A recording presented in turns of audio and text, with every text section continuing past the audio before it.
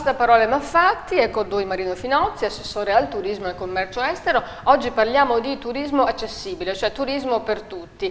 Finalmente si sta facendo qualcosa anche per chi è disabile, per chi ha problemi e vorrebbe vivere il Veneto come tutti gli altri. E hanno il diritto di farlo. E infatti il Veneto è stato riconosciuto dalla Commissione europea come regione pilota, regione di riferimento per questo tema.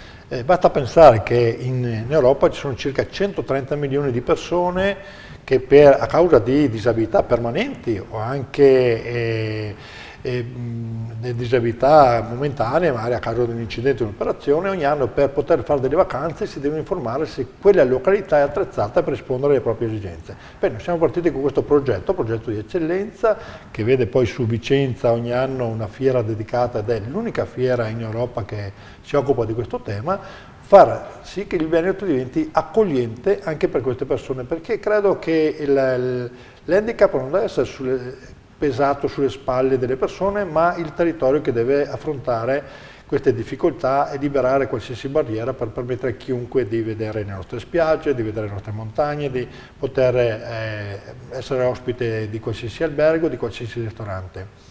Quando parliamo di difficoltà, non parlo solo di difficoltà di carattere motorio, ma anche sensoriale, quindi persone con difficoltà di vista, di udito, e anche difficoltà di carattere alimentare, l'intolleranza e la celiachia ormai è diventata una cosa molto diffusa, quindi particolare attenzione per queste persone.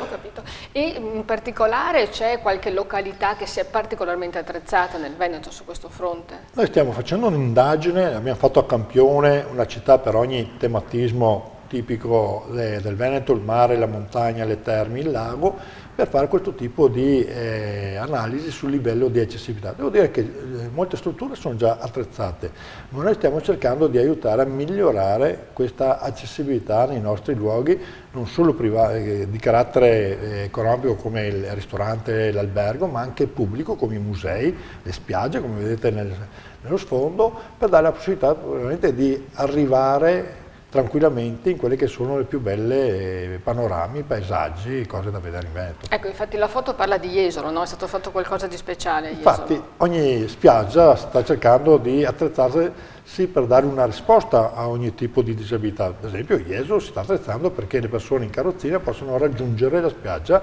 senza problemi e a Cavallino ci sono dei campeggi che hanno avuto la certificazione per l'accessibilità, dove ci sono piscine, luoghi dove fare fitness, fare attività, anche se insomma, ci sono delle difficoltà di carattere motorio. Benissimo, ci fermiamo qui, ma continueremo a parlare ancora di turismo, quindi continuate a seguirci.